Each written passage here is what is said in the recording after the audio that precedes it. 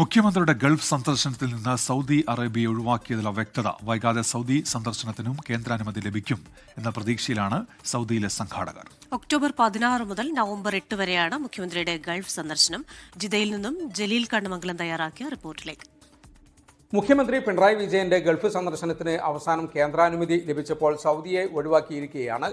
എന്തുകൊണ്ടാണ് സൗദിയെ ഒഴിവാക്കിയത് പട്ടികയിൽ നിന്ന് എന്ന് വ്യക്തമല്ല. ശക്തമായ സമ്മർദ്ദത്തെ തുടർന്നാണ് നേരത്തെ നിഷേധിച്ചിരുന്ന കേന്ദ്രാനുമതി ഇപ്പോൾ ലഭിച്ചത് എന്നാണ് റിപ്പോർട്ട്.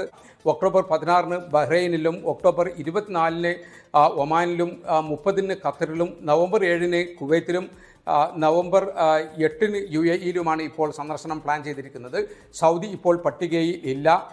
ചില നിയമപ്രശ്നങ്ങൾ ചൂണ്ടിക്കാട്ടിയാണ് സൗദിയിലേക്കുള്ള സന്ദർശനത്തിന് അനുമതി ലഭിക്കാത്തത് എന്നാണ് മലയാളം മിഷൻ ഉൾപ്പെടെയുള്ള സൗദിയിലെ സംഘാടകർ പറയുന്നത്. എന്നാൽ തങ്ങൾക്കേറെ പ്രതീക്ഷയുണ്ട് എന്നും സൗദിയിലേക്കുള്ള സന്ദർശനത്തിന് മുഖ്യമന്ത്രിക്ക് അനുമതി ലഭിക്കും എന്നാണ് കരുതുന്നത് എന്നുമാണ് സംഘാടകർ അറിയിക്കുന്നത്. നേരത്തെ ഒക്ടോബർ 17 മുതൽ 19 വരെയായിരുന്നു സൗദി സന്ദർശനം പ്ലാൻ ചെയ്തിരുന്നത്. അതായത് ഒക്ടോബർ 17 ദമാമിലും 18 ജിദ്ദയിലും 19 റിയാദിലുമായിരുന്നു പൊതുപരിപാടികൾ നിശ്ചയിച്ചിരുന്നത്. ഇതുമായി ബന്ധപ്പെട്ട ഒരുക്കങ്ങളെല്ലാം പുരോഗമിക്കുകയും ചെയ്തിരുന്നു.